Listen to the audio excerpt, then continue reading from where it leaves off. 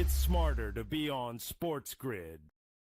Anyone that's been to a sporting event, the atmosphere before a game, I think Game Time Decisions has that same exact atmosphere. This is our arena.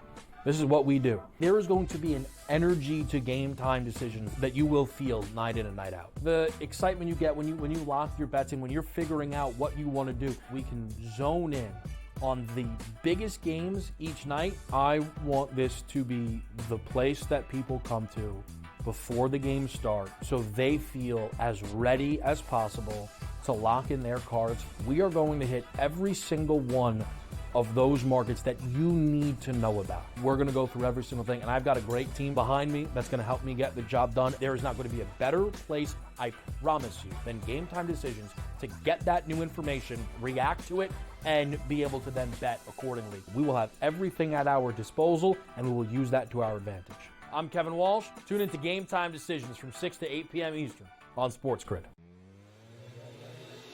Derek Queen said, as Willard quoted, "Give me the M-effing ball." And deliver, Derek Queen did. The king of College Park, Derek Queen, our first true buzzer beater. I think that Maryland's going to win this game. I just think they're going to find a way to get the ball inside. They're going to cut down Clifford. They're going to contest the three-point line a little better. They're going to funnel the ball in. Only on SportsGrid.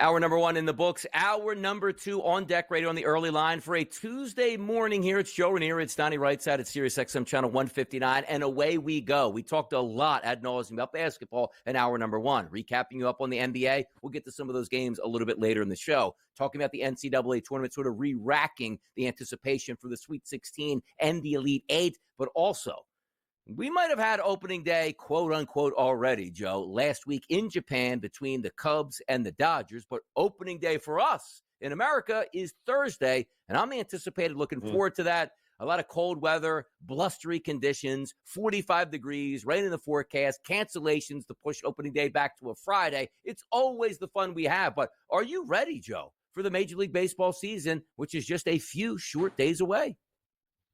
Yeah, I am, but I'm also a little disgusted with Major League Baseball because why you would start the season in the beginning of the Sweet 16 into the Elite Eight you had Monday, Tuesday, and Wednesday this week that have a captive audience in the entire world going, all right, now it's Major League Baseball. You could have took Thursday and Friday off for all I care, but you could have given us baseball these 3 days leading into the Sweet 16, but no, now you're going to force us to have to decide here, and I'm fairly certain most people are going to be watching college basketball and not Major League Baseball this week.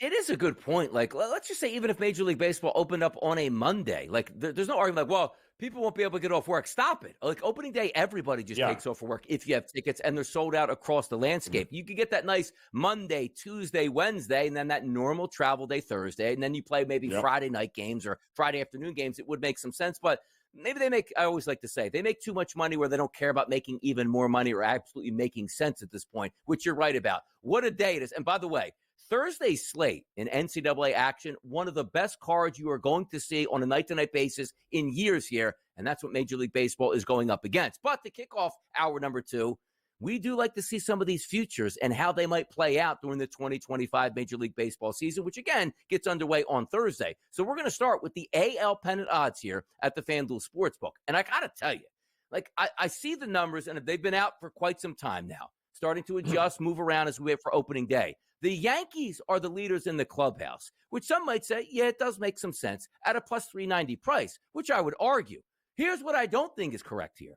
Orioles, Red Sox, Rangers, Astros, Mariners, as high as 10-1 if we just put a cutoff for the first couple teams here. The Yankees can be favorites, but to be the favorites at plus 390 and the Orioles are next at plus 650, I don't see it, Joe. I'm sorry. The problem with the Yankees, and listen, you're never going to be able to replace a player like Juan Soto, much like the Dallas Mavericks are never going to replace Luka Doncic in the next 20, 30, or the rest of their existence. The Yankees had a generational talent, which is saying something given the fact that they still have Aaron Judge in that lineup. But you're never going to replace him. But what they did do, knowing they took all that money they would have had to invest in him, and I thought they did a really good job in the offseason. I think Cody Bellinger is going to be an absolute monster at Yankee Stadium with that short porch in right field. I think Paul Goldschmidt in Yankee pinstripes, I think he's looking to have a nice bounce-back season. I think all of this, what they did in the bullpen, I don't like not having Garrett Cole, but you went out and got Max Fried. You got Devin Williams. The problem is this team up and down this roster is all injury prone. And the Yankees don't have any farm system. They've got nothing that they can say, well, don't worry, we can bring guys back up and weather the storm. If there are any significant injuries for any significant length of time, the Yankees aren't winning 85 games, much less the American League pennant here, Donnie. I think health has everything to do with whether or not the Yankees can compete again. Yeah, the interesting, like the American League, like I don't say the American League is down, but you compare it like to the top teams in the National League. It's like, good lineups, good pitching staffs, and you see the Yankees as the prohibitive favorite right now to win the AL pennant. And I look at the lineup, and I do think you're right on this one thing. There could be lightning in a bottle with Cody Bellinger. You want his home run props, his RBI props in the season. If you are a lefty swinger out there, which he is, and you have that short right field porch, and you know the guy loves launch angle, he's just going to walk into some home runs at Yankee Stadium that he wouldn't get anywhere else playing the majority of his games there. But having said that, look at the opening day roster starting lineup here. Austin Wells, Aaron Judge, Cody Bellinger. Now, Judge, Bellinger, nobody's going to argue. I think they're both going to have really good season, barring injury here. Then you have Goldschmidt, who's ancient at this point, Jazz Chisholm, Volpe, Dominguez, Rice, and Oswaldo Cabrera. Like, I look at it like, oh, they must have, and no, they don't. Like Stanton, yes, with two bad elbows on, not one, two bad elbows. So who knows what Stanton's going to be this year? And you're right. The Yankees are prone to injury. I always equated to this. You play Madden football growing up. Hey, turn the injuries off. Let's have some fun in this game so we can always have our superstar players. When the injuries start, they do, oh, okay. Garrett Cole's already out for the year. They can't have any other pitchers get injured because that's the rule. Like, no, you're days away from probably getting another pitcher saying, my elbow is sore, my shoulder is down, stint to the IL. I just don't see the price point with the Yankees being that big of a favorite over the Orioles, the Red Sox, and the Rangers. Now, if we start moving down the odds here for the AL pennant, is there a team, Joe, you look at and say, you know what? I think I might buy in at this team at that price. Well, I mean, listen, the Yankees also, we should mention, play in what I think is the toughest division in Major League Baseball in the American League East, because the Yankees, the Orioles, the improved Red Sox, even the Blue Jays are giving it one more final go there with Vlad and company there. So this is going to be tough. If it's not the Yankees, then I do think the Orioles, you have to consider what they've done, the talent, the youth on this team. I think the Orioles are very much alive. If it's not the Yankees, I think it's the Orioles. I know the Tigers are too public for me. Everyone thinks the Tigers are going to win 90 games this year. They're going to bounce back. They're going to be all this tremendous. No. I think Baltimore has the most talent, has the best roster if they can put it together this year to overtake not only the Yankees, but the American League pennant. Yeah, a lot of question marks, too. A fun team that's wrapped in there, like right at the top, is the Rangers at an 8-1 price. I look at that roster, Simeon, Seager, Langford, Peterson, Garcia, Jung, Carter, Berger, and Hyman. Like, I really think they're solid at this point. But the questions always come. It's like, all right, if you're solid, Nathan Eovaldi, okay, decent pitcher there at the top of the end. Tyler Mahle, all right. Jack Leiter, still waiting for him. Kumar Rocker, seems like it's been 7 years since he was a superstar stud at Vanderbilt, and you're waiting for him to come around. Then Jacob deGrom, who used to be the best pitcher in Major League Baseball. Now you're hoping he just plays for a season. So, like, unlike the National League, you take a look at some of these teams and say to yourself, well, where's the superstar power, which adds parity, which is why the Yankees still sit there at a plus 390 price. Something to do with the old Yankee tax where everybody bets them and the changes they can make during the season themselves. But you're right, like the Twins, Joe, sitting there at a 10-1 price. I look at them like, man, usually, the Tigers at a 10-1 price and say, well, when I was growing up, they're like 150-1 to win because they never do. But there's legitimate options there. By the way, any thoughts there with the Kansas City Royals for you? Listen, they're going to keep improving. I love the fact of what they did last year is they recognize they've got themselves an absolute superstar, and they locked the kid up there. I think that the Royals are going to be feisty. That whole division is feisty here, but for as long as there's 162 games here plus postseason, I don't think they're there yet. I don't think the Royals, the Tigers, even the Guardians, for that matter, I think are going to take a step back this year. I think talent wins, and the talent to me is coming out of the American League East.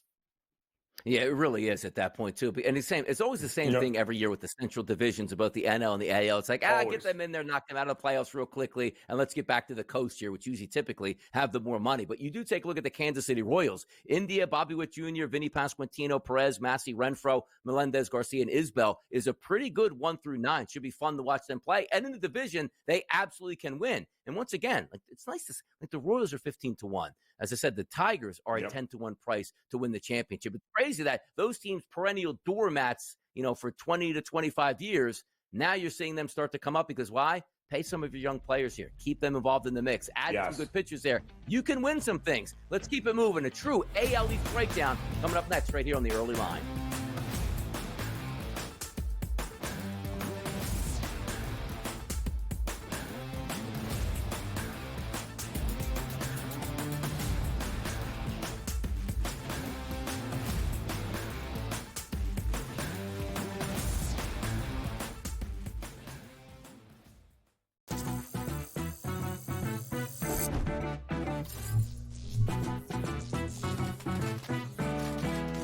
New to social casinos? You're in for a treat.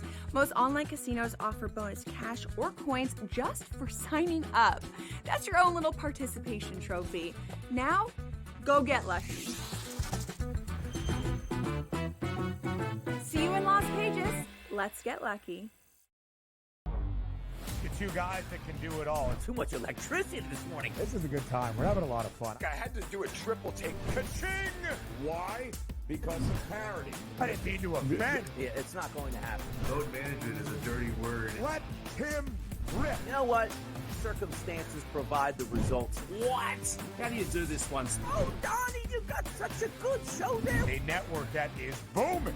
The Early Line, only on SportsGrid. The game is on. The stakes are high. But the action isn't just on the field. He's rearranging that ring. Get it inside! SportsGrid's in-game live. Your ultimate second screen experience. A little flyer, couple of 15.5-point live line. Every prop, every play, every day. Anything can happen. That's complete chaos. It's smarter to be on SportsGrid. There is going to be an energy to game time decisions that you will feel night in and night out. We're going to go through every single thing, and I've got a great team behind me that's going to help me get the job done. I want this to be the place that people come to. We are going to hit every single one of those markets that you need to know about. There is not going to be a better place, I promise you, than Game Time Decisions. We will have everything at our disposal, and we will use that to our advantage. I'm Kevin Walsh. Tune into Game Time Decisions from 6 to 8 p.m. Eastern on SportsGrid.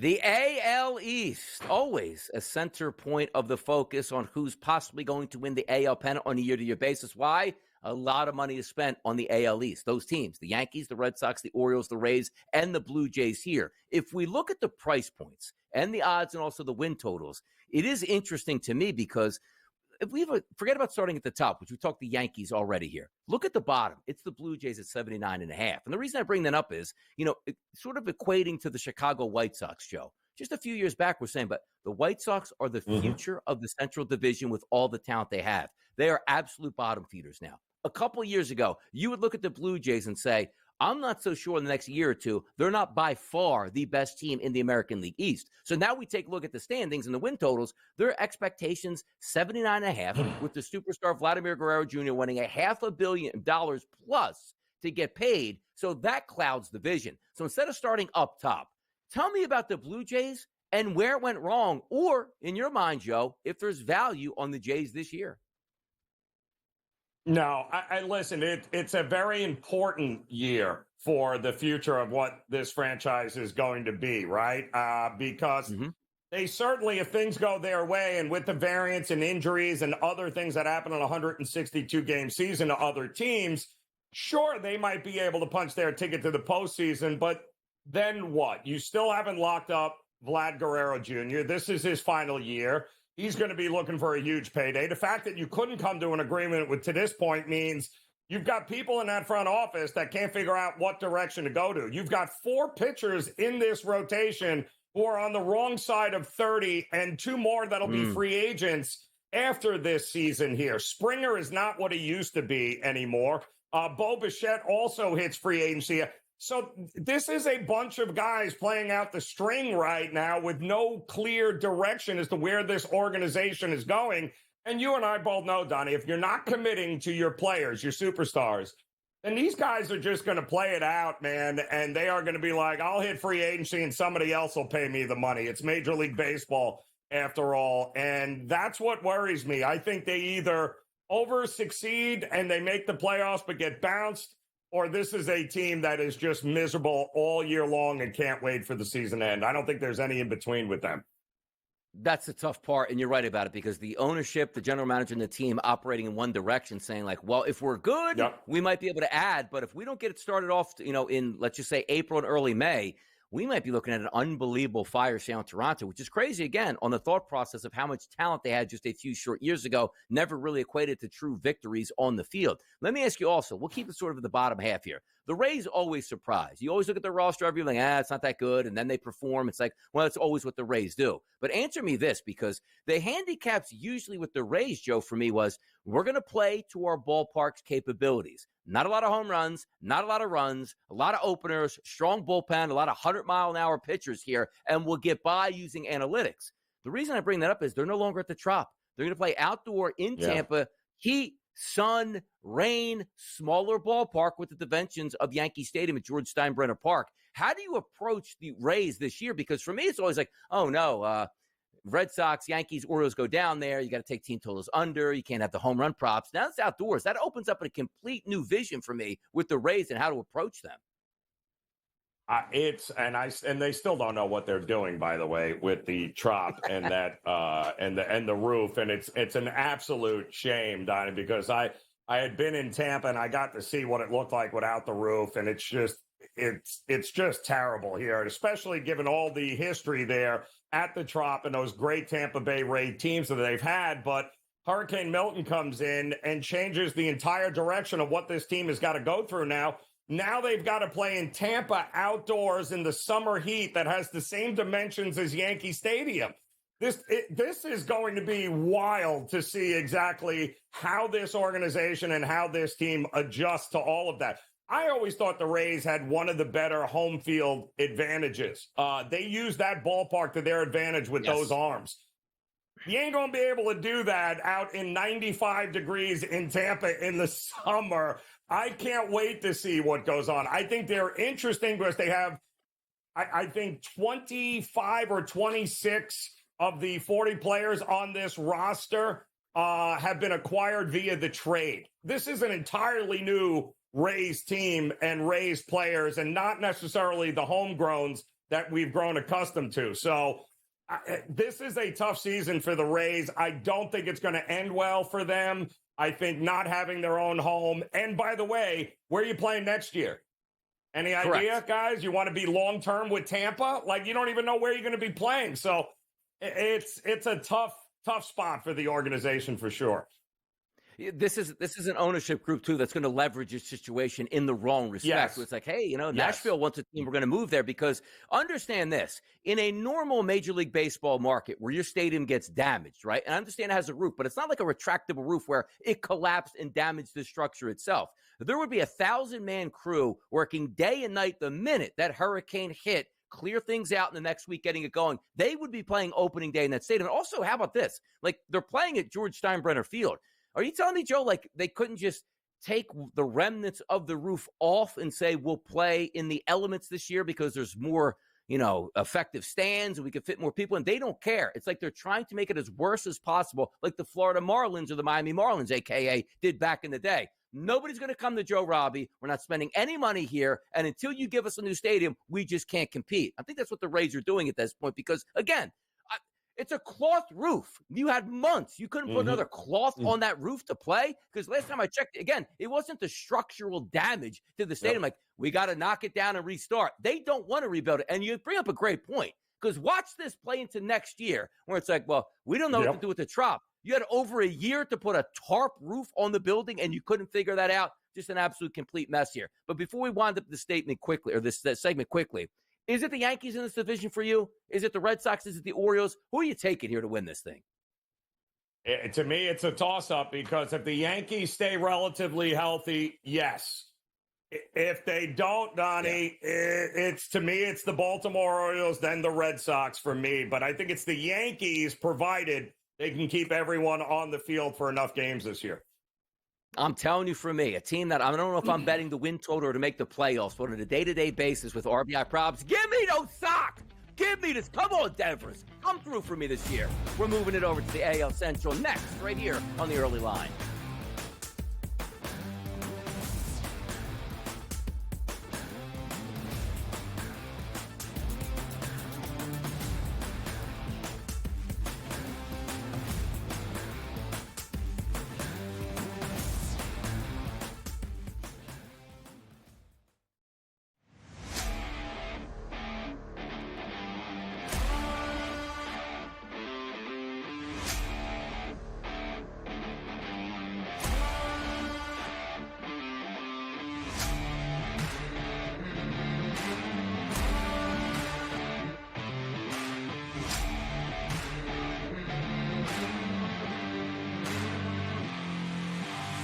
It's smarter to be on SportsGrid.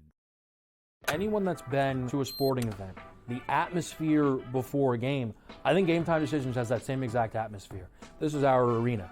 This is what we do. There is going to be an energy to Game Time Decisions that you will feel night in and night out. The excitement you get when you lock your bets in, when you're figuring out what you want to do, we can zone in on the biggest games each night. I want this to be the place that people come to before the games start so they feel as ready as possible to lock in their cards. We are going to hit every single one of those markets that you need to know about. We're going to go through every single thing, and I've got a great team behind me that's going to help me get the job done. There is not going to be a better place, I promise you, than Game Time Decisions to get that new information, react to it, and be able to then bet accordingly. We will have everything at our disposal, and we will use that to our advantage.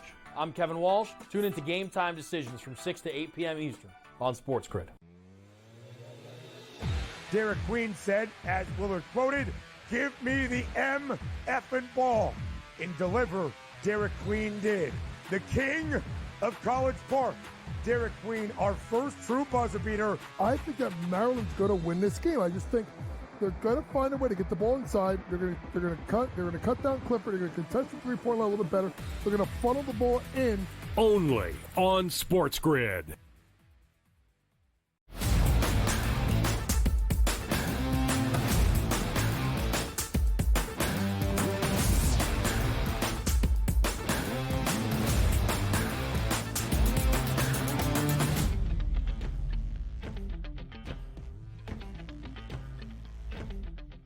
This might not be a fun division, but you know what we like to say about baseball? Everybody has a chance on opening day, and somebody has to win the division, which means home field advantage for round number 1 in the playoffs. That division we're talking about is the AL Central. It's the Tigers, it's the Twins, it's the Guardians, it's the Royals, and the White Sox here, which, again, we're not going to start at the bottom with the White Sox at a 55-1 to make the playoffs, a win total of 54.5. There's a lot of layers there for the White Sox. We don't have to get into any one of those because they're going to be terrible this season once again. but it's the new fun thing to do here. You take a look at those odds. It's the Tigers at a plus 220 price and the Twins at a plus 220 price to win the division here at the FanDuel Sportsbook. If we look at the Tigers lineup here, you make some nice additions there. Gleyber Torres comes over, Manuel Margot. You still have Riley Green, Kerry Carpenter, Cole Keith, Spencer Torkelson in the middle of that lineup, and it all starts and ends with Tarek Skubal as one of the best young pitchers in Major League Baseball. Jack Flaherty comes over as a free agent. Are we too trendy here with the Tigers getting all the love to start the season, Joe?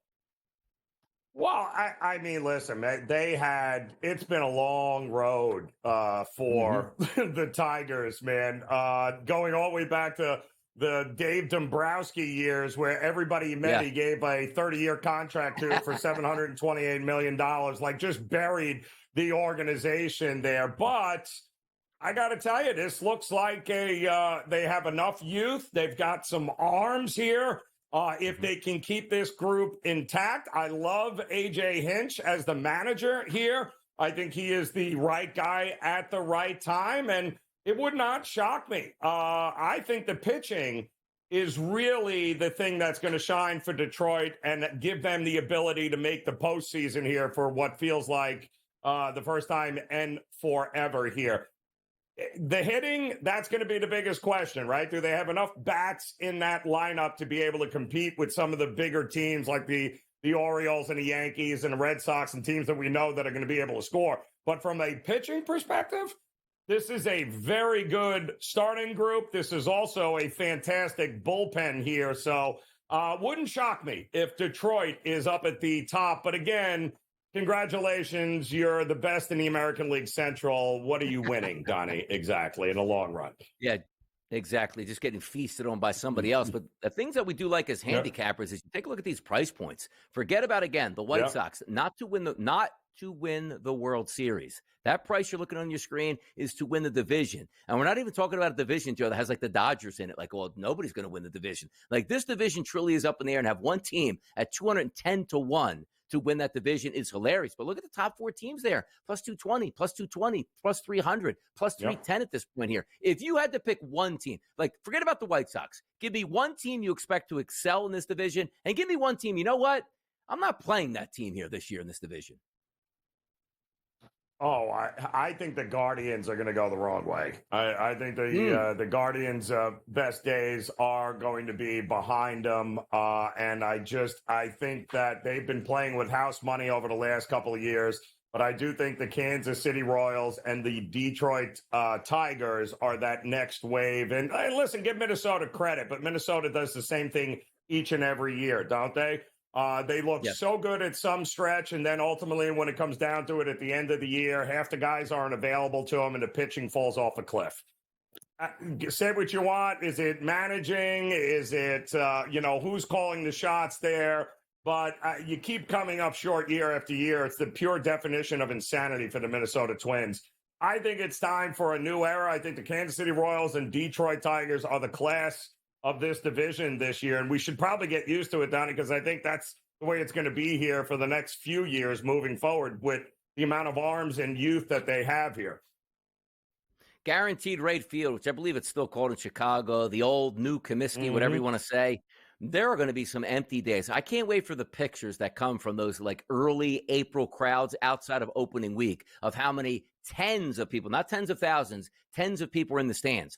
Their opening day starting lineup, not talking about the 1 through 9, the pitching staff here. Sean Burke, I think that was the old goalie who played for the New Jersey Devils, Martin Perez, Jonathan Cannon, Davis Martin, and Shane Smith is that lineup's 1 through 5 as their pitching staff here. A 210. And again, like Luis Roberts in that lineup, batting number 2. Like, when is he shipped off? We've talked about him for years being traded off. This is the least talented organization from just 2 to 3 years ago. One of the most talented organizations with the brightest future. You had young superstar talents. You had flamethrowers in a pitching staff. And now we're left with looking at this lineup like, I'm not so sure he even plays on this team once we get to opening day. An absolutely crazy scenario. We're going to move it on to the AL West next. Is it the Astros? Is it the Rangers? Can the Mariners finally get over the hump? A lot to talk about here on a Major League Baseball Tuesday edition, right here on the Early Line.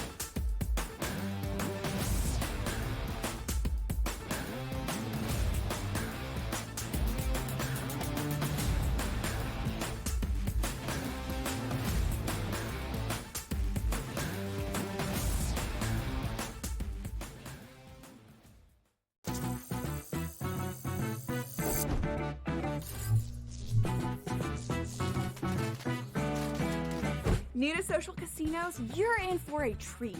Most online casinos offer bonus cash or coins just for signing up. That's your own little participation trophy. Now, go get lucky. See you in Las Vegas. Let's get lucky. The two guys that can do it all. Too much electricity this morning. This is a good time. We're having a lot of fun. I had to do a triple take. Ka-ching! Why? Because of parity. I didn't mean to offend. Yeah, it's not going to happen. Load management is a dirty word. Let him rip. You know what? Circumstances provide the results. What? How do you do this one? Oh, Donnie, you got such a good show there. A network that is booming. The Early Line, only on SportsGrid. The game is on. The stakes are high, but the action isn't just on the field. He's rearranging that ring. Get it inside! SportsGrid's in-game live. Your ultimate second screen experience. Just a little flyer, couple of 18.5-point live line. Every prop, every play, every day. Anything can happen. That's complete chaos. It's smarter to be on SportsGrid. There is going to be an energy to game time decisions that you will feel night in and night out. We're going to go through every single thing, and I've got a great team behind me that's going to help me get the job done. I want this to be the place that people come to. We are going to hit every single one of those markets that you need to know about. There is not going to be a better place, I promise you, than Game Time Decisions. We will have everything at our disposal, and we will use that to our advantage. I'm Kevin Walsh. Tune into Game Time Decisions from 6 to 8 p.m. Eastern on SportsGrid.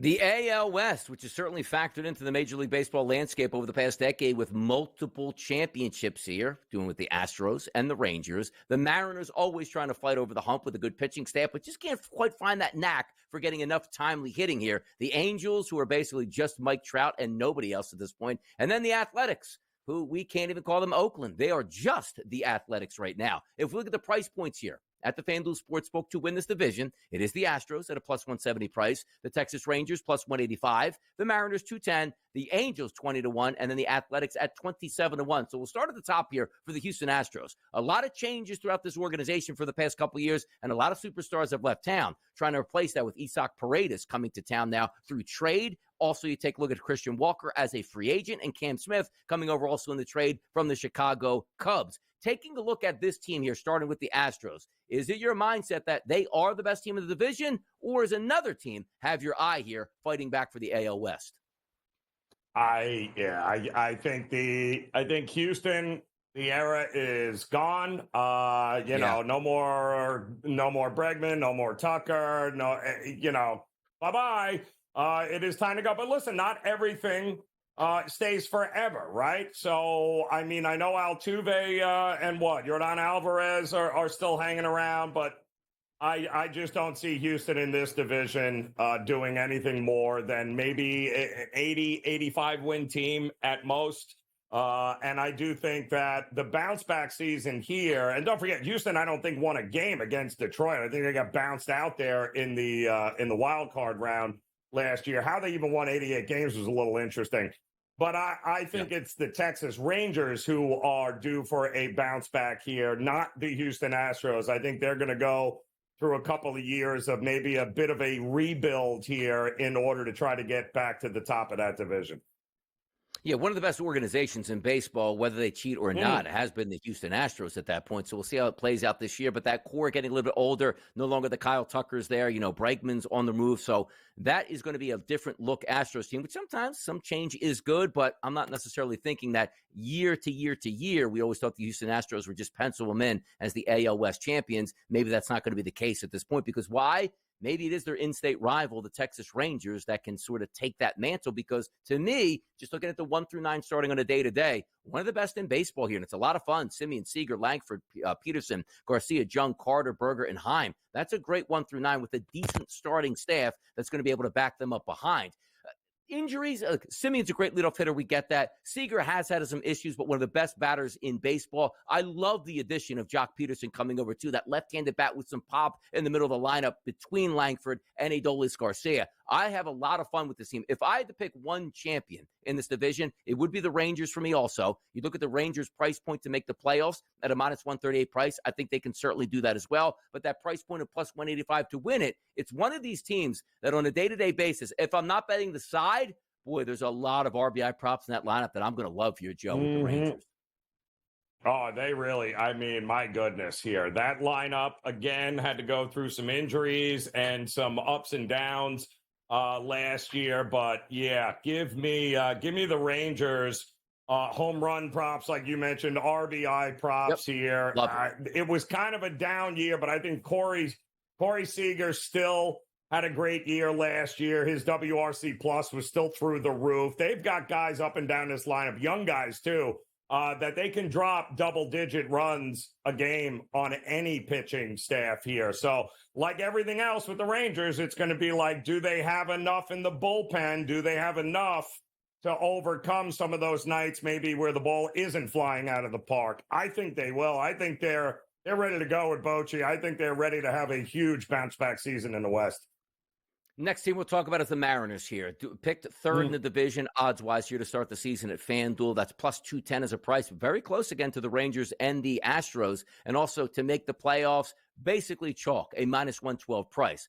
You look at this lineup, and it's the same thing every year. And I don't know if this changed. Is it just the ballpark? We got to sort of bring the fences in to give us a chance? Because every year we talk about the Mariners. Hey, good young pitching staff. Is it time that they get over the hump? Maybe it is. But the hitters, Robles, Rodriguez, Raleigh, Arozarena, Raleigh again. I mean, two rallies on the Cal Raleigh and Luke Raleigh. Hilarious how that plays out at that point. But when you look at that lineup, I look at it and go, I can't trust it. Like, is that good for 3 runs a game, which your pitchers have to have an ERA of sub-2 just to try to win this division? The lineup every single year for me leaves something to desired. And I look at this team right now and say to myself, same thing again, Joe. I can't trust the lineup. I can trust the pitching staff. That doesn't equate for victories for me enough to win this division.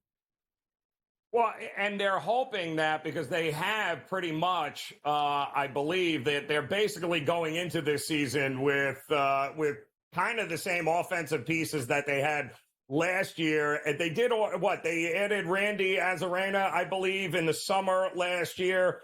They got him. They got Solano. But yes, the pitching staff, very, very good. But the problem with the Mariners is, as usual, ownership.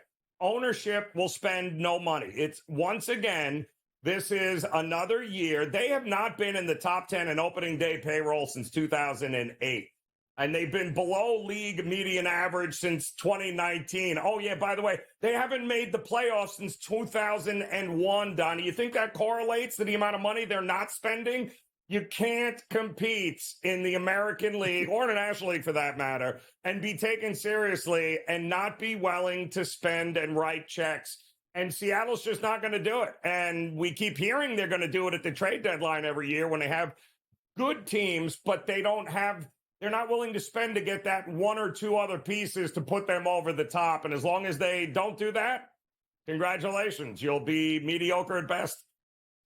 Yep, get some good pitching starts. Boy, another 3-1 loss for the Mariners. Go figure that one out. Yeah, we can easily figure it out. Get some pop in that lineup and certainly do some damage at this point. Here's the team I want to talk about from L.A. Not the Dodgers, because we're since talking about here the AL West. It is the Angels. Like the move to get Soler, but also 20-1 to win this division, to make the playoffs at a plus 680 price, win total 72.5. Is it time just to move Mike Trout? Or they say, well, he's our box office guy in LA. We always need a superstar, which I get, because Trout's having a pretty good spring and he's healthy. Who knows how long that's going to last? Jorge Soler, I was watching last night, hit another home run. I think he has 5 or 6 in the spring training session so far. He should be fine, but it's always been an organization without a rudder. Like, we're not going to spend money on pitching. We'll have a really good lineup. We'll try to invest in pitching. The pitching doesn't work out. Our lineup suffers because of it. The Angels, for me, do need a complete restart here. But the question is, would somebody take on Trout's contract? And also, does Mike Trout actually want to leave L.A.? Because he's comfortable not really being in the spotlight, which how much of a spotlight the Dodgers take up. They are. Was last year rock bottom, Donnie? 99 losses. I think the most in franchise history last year. But more importantly, they watched Shohei Ohtani, who for some reason they held on to without actually getting anything in return for him when they had the chance to rebuild this organization. And he was the kind of player, if you weren't going to sign, well, then guess what? You could have gotten a ridiculous trade package and rebuilt this team sooner rather than later. But instead, you got nothing. And I think that's the big question here. I don't see it getting any better here. I mean, this is a team that has not had a good run differential in 10 years. And they have not, I believe, have a winning season since 2015. So what in this organization leads us to believe that things are going to turn around this year? I think they lose 100 or more games this year. That's how bad I think this organization is. Like, what a restart you could have had for your organization. Hey, you know what? We're the dregs of the minor league system. You fire off Trout and Ohtani and get an entire new team back of young talent. Yes. And then you're in L.A. and you can spend some money in free agency and away you go. And they completely botched everything, where now it looks like you're going to have to pay somebody to take Mike Trout, not get the best prospects in the organization, and just let Ohtani walk across the street and go to the Dodgers and enjoy the spotlight there. It's crazy the way it plays out. I do want to spend just a few moments here talking about the Athletics, not the Oakland Athletics, just the Athletics next, and also chances to win some awards in the AL next right here.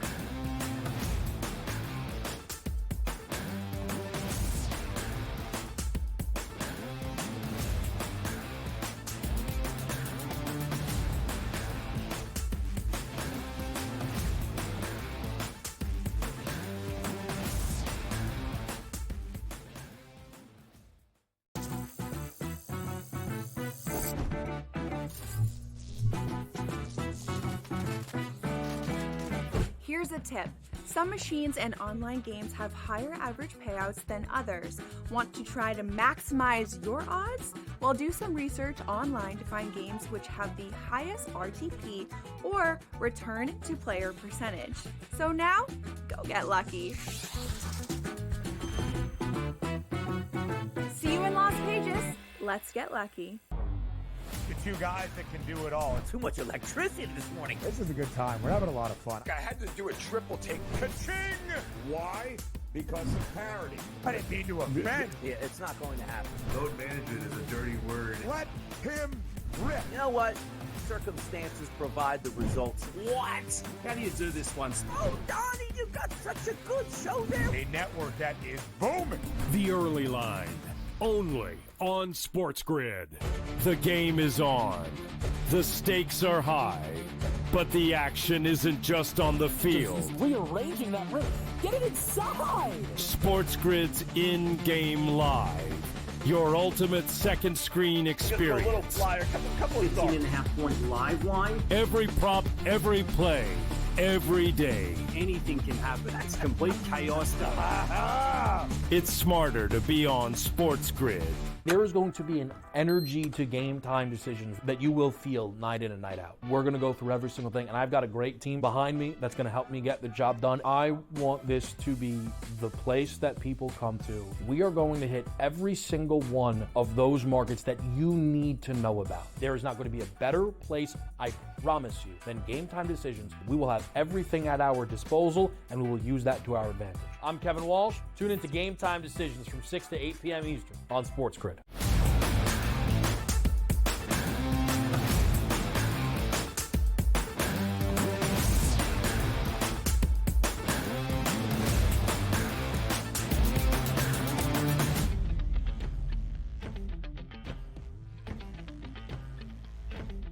AL MVP awards in just a moment here, but usually you say, well, you're not going to stop the presses for bad baseball teams or baseball teams you don't think are going to do a lot of damage, let's just say by winning the division, making the playoffs, and or a World Series.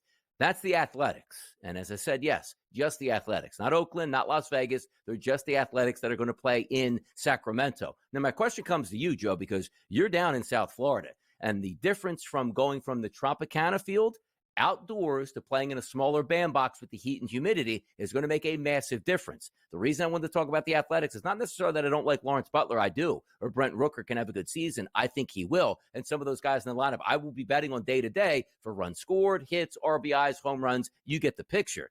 But Oakland, Alameda, County College Stadium, whatever it's been called, Monster Stadium, all that stuff over the years, they're not going to play there now. They're in Sacramento. And if anybody's ever watched a game in Oakland, it looks like a field you should be able to hit home runs. But when you're playing at night in 50-degree temperatures in the middle of the summer and have foul territory that steals at least 3 to 4 outs a game, it's not a great hitter's ballpark and a true pitcher's ballpark. That's going to change now, where you add the heat and the humidity and a smaller ballpark going outdoors in Sacramento. How do you approach the Oakland Athletics? Maybe not from a can they get to the playoffs, but just when the games are now played in Sacramento as opposed to being in Oakland.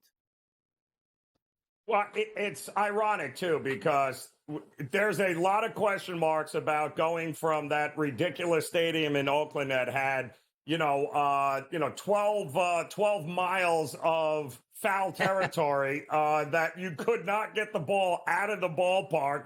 If you were a pitcher, you loved the Oakland Coliseum, right? It was great. But now you're going to be going to Sacramento. That's playing in a AAA park, I believe, as well for the Giants. That the temperatures, they're going to be there. They're not going to have nearly the same kind of foul ball territory and not necessarily the kinds of conditions that would favor pitchers and not hitters like you've had. Now, whether that comes to fruition, there are some similarities, but it's going to be a wait and see here on what happens with some of these warmer nights here for Sacramento without that whole marine layer keeping the ball out of the air. So it was totally about pitching. It was a pitcher's park, one of the best in Major League Baseball, even though they hadn't done anything to it since 1976 from a facility standpoint.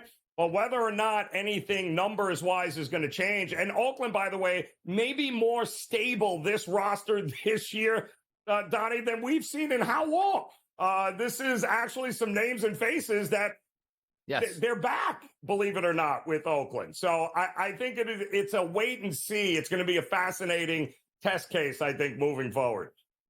Yeah, just an absolute crime for like Oakland, right? Like that stadium's going to sit empty. They could have easily played a couple more years there, made nice with Oakland till they left, but now that's just a disaster. But you're right. You now start that, all right, we're a team in Sacramento. We're waiting to get to Vegas. We have to actually start spending a little bit on our payroll so the teams from a Vegas perspective looks a little bit more enticing when they do come to town. So Oakland completely got the shaft with their fans here. Let's take a look at some of those AL MVP markets here because it's an interesting price. Most would think, well, who was the MVP last year? Well, it's Aaron Judge. Who's the favorite this year? It's not Aaron Judge. How about that? It's Bobby Witt Jr. at a plus 280 price. A lot of people on this network were saying, like, Aaron Judge is always going to be that MVP favorite here at the FanDuel Sportsbook. Not the case here. Do you agree Bobby Witt Jr. should be the favorite for the AL MVP, or should it be Aaron Judge? Well, Aaron Judge will always have to be in the conversation provided he plays enough games. Sure. Right? I mean, that's going to be it. Now, are we going to see a huge drop-off with Soto not batting behind him? That we'll find out here if guys are not willing to pitch to him. But listen, as long as he plays enough games and he's got the possibility of hitting, 50-plus home runs in a year, driving in 120-plus RBI, yes, he's going to hit 300. I mean, the problem is he going to play enough games? Is he going to run into a wall and stub his toe again? A lot of question marks there for him. But the one thing we know about Bobby Witt is that he is from a WRC plus, from a stolen base perspective, singles, doubles, even to home runs, different kind of player, but smaller market.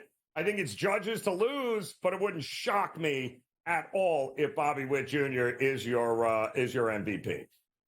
Not going to be doing a double take here in the AL MVP race. So maybe Joe Frizo can do some work here behind the scenes, but I'm just like scanning the board quickly, and I'd have to go far to find Mike Trout at 16-1. There's no way he was hovering around 16-1 at the beginning of spring training. Like, I know he's having a decent spring training, and we're anticipating him being healthy, and maybe there's a shot. But Trout now at 16-1 because he's one of those players I was trying to look down, like, oh, I wonder where you can get him. 50-1, 60-1, 70-1. He's 16-1, and I don't think he opened up at, let's just say, when the odds came out for the FanDuel betting here. He did, so that's crazy. Like, I like Trout. Wow. 16-1, no shot. 60-1, give me it. Because you know as well as I do, he's going to slide into second base after hitting 7 home runs in the first 2 weeks of the season and be out for 6 more weeks at this point. I can't bet that. But if we are looking down the board, and down the board I mean after Bobby Witt Jr. and Aaron Judge, who has your attention, Joe, in this odds market here at the FanDuel Sportsbook? Well, I think Vlad Guerrero is real interesting, isn't he? Since it is a contract year in the American League East. And, he's a guy that's certainly going to have some motivation here. He's a guy that can certainly be an RBI leader. He can be even a hits leader. I mean, he has got all the talent in the world, provided that he can, stay in that lineup. But I love guys that have motivation here, and this organization, he'd love nothing more to stick it to them and make their life miserable, because if you didn't sign him to this point, if he has an MVP caliber year here, he's going to love that. I think he's worth a shot at that price here. Why not? Yeah, there's a lot of guys all the way down, too, because look at the 80-1s down there, right? Brent Rooker, who, again, is going to get a big bump from not having to play out there in Oakland. And also, as we pointed out earlier, Cody Bellinger at 80-1. What factors into an MVP? Well, a good baseball team we expect the Yankees to be. He'll get some protection out in that lineup and see pitches if he is behind Aaron Judge. And the second part about this is, if he can just put that stroke together and get hot, man, that 80-1 is going to drop like a rock at that point. But we are looking at some of the top things. Again, Mike Trout, 16-1. I'm not saying he can't win it, but give me a better price point. Is that the Tiger Woods price point? Like, hey, Tiger can win the Masters. Oh, Donnie, did you know he blew out his Achilles? Doesn't matter. Bet him. We'll win it anyway. Like, where are all the Trout bettors out here? My goodness. We'll be right back.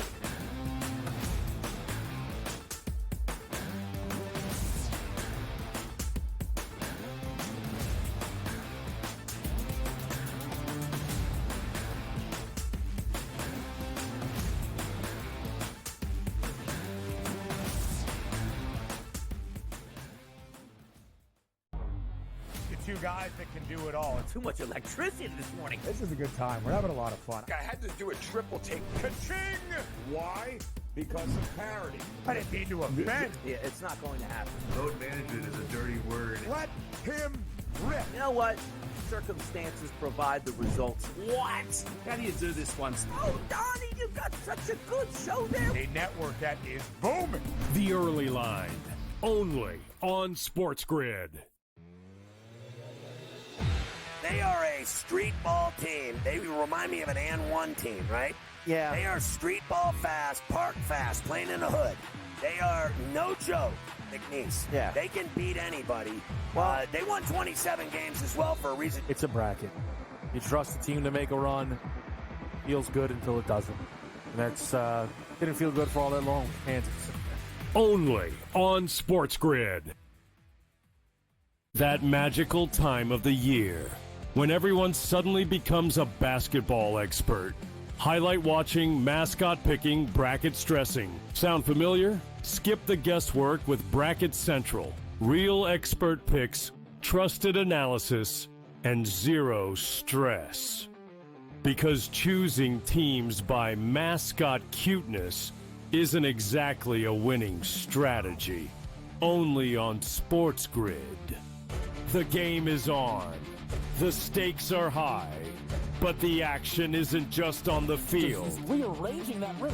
Get it inside! SportsGrid's in-game live.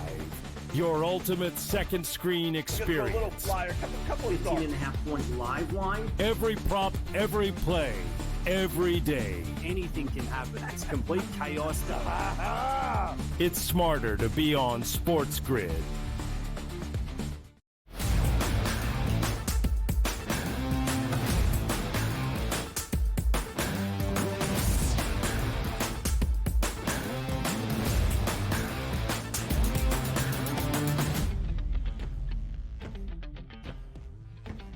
Bag.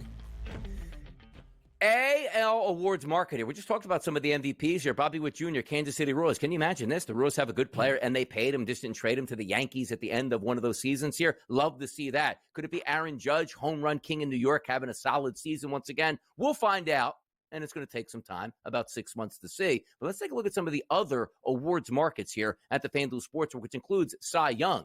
One of the best young pitchers in baseball, looking for another Cy Young in his pocket, is Tarek Skubal at a plus 350 price. Oh, he should be far and away the favorite. No, look at Garrett Crochet going over to the Boston Red Sox at a plus 360 price as it currently stands now. Cole Reagan's at 850 to 1. If we do look at that Cy Young Award market here, are we going back-to-back with Skubal at this point, or is somebody else have your eye?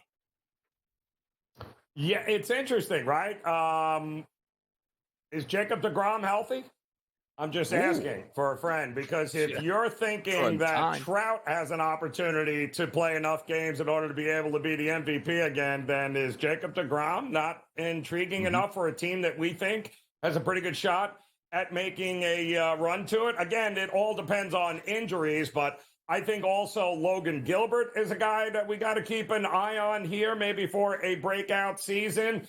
Obviously, Skubal is a guy that you have to consider, but I think there's a number of guys in the American League that are going to be very interesting here. Maybe, I don't know, Kirby is another guy. Some of these young arms that can probably drop 200 strikeouts or more this season, I think there's opportunity. I think this is a wide open market where the value is down the board, but not with your typical favorites here. Exactly. And also, one of the guys coming back that was a Cy Young candidate and a very good pitcher in the American League was Shane McClanahan. We did the Pro Baseball show this weekend. Before the news came out on McClanahan, he was a 20 to 1 price. I'm like, keep an eye on that guy. Like, even though I understand they're going outdoors, one of the more dominant pitchers in baseball coming back from an injury and looked like he was healthy. A little that, like, triceps tendonitis / strain dropped him now back to a 50 to 1 price. They said they got good news on the prognosis, but who knows how long he's going to be out to start the season. So that's one of those big price drops in there, but a wide open field, it appears, outside of the top guys here for the American League Cy Young. American League Rookie of the Year, he's like in the NBA, we get excited for that. Maybe even hockey look towards that, or, you know, a rookie in the NFL. It's so hard to say the best rookie. Like, it feels like I've been talking about Jason Dominguez for 5 years with the Yankees, and he's still eligible to be a rookie at a 4 to 1 price point. I don't know very many rookies in Major League Baseball I want to put my money on, so we can skip this over. Unless, Joe, do you have any rookies that you see in that market here at FanDuel they say, you know, is worth a shot at this point? Or is it just really like, hey, just take a shot on a price point and hope your player plays well? Kumar Rocker is an intriguing situation to me, as is Jackson Jobe, also getting a ton of press here and a ton of love early in the season. So that is going to play itself out. I do think, again, there's probably going to be not just one guy heads and tails, but there's probably going to be 2 or 3 guys down the stretch that it could be anybody's ball game there. By the way, American League Manager of the Year, I always like this stuff because I laugh at myself. I love football, specifically NFL football. I'll go right down the list and name you every single coach and probably even like offensive coordinator and defensive coordinator in the NFL once you get like 1 week into the season where you see their faces. Major League Baseball always stumps me with managers. Outside like your favorite teams and the more popular teams, like I see like manager Dan Wilson at a plus 400 price, and I swear I had to go to the FanDuel Sportsbook and bring up the odds to see he was the Mariners manager. I am terrible with Major League Manager at this point. Any thoughts on who could possibly win the AL Manager of the Year, or if you even have an in on that? It's like, you know what? This is one of my guys. I think Hinch is a guy that you have to consider each and every year. I mean, he's a guy, too, that did not take the firing from the Houston Astros very well, has an opportunity to get back to the top of the heap with a very young and a pitching staff and a group of young players there that love him. And nobody seems to navigate the youth like he does. I think Hinch is always going to be in that conversation. Yeah, it is funny to look at, too, because you go all the way down, like Aaron Boone and the Yankees. Like, the Yankees are the favorites to win the pennant, and he's way down there at 18 to 1 to win Manager of the Year. It's almost like you're a hindrance to your own team that's the best year, so we can't actually give you a vote at that point. Best reliever on the market, Emmanuel Clase from the Guardians. Obviously, always one of those guys up there. And also, comeback player of the year in the American League. Mike Trout plus 340. He's got to be – is he a shoo-in for that one? Oh, I don't know. Jacob deGrom? Trouty. I'm just saying, man. I'm just saying. We got some guys that's... It could be a pitcher award, believe it or not. Could be a pitcher award. I always like the guys that aren't actually injured but just come back from being bad baseball players. That's the best market here. Hour number 3, next.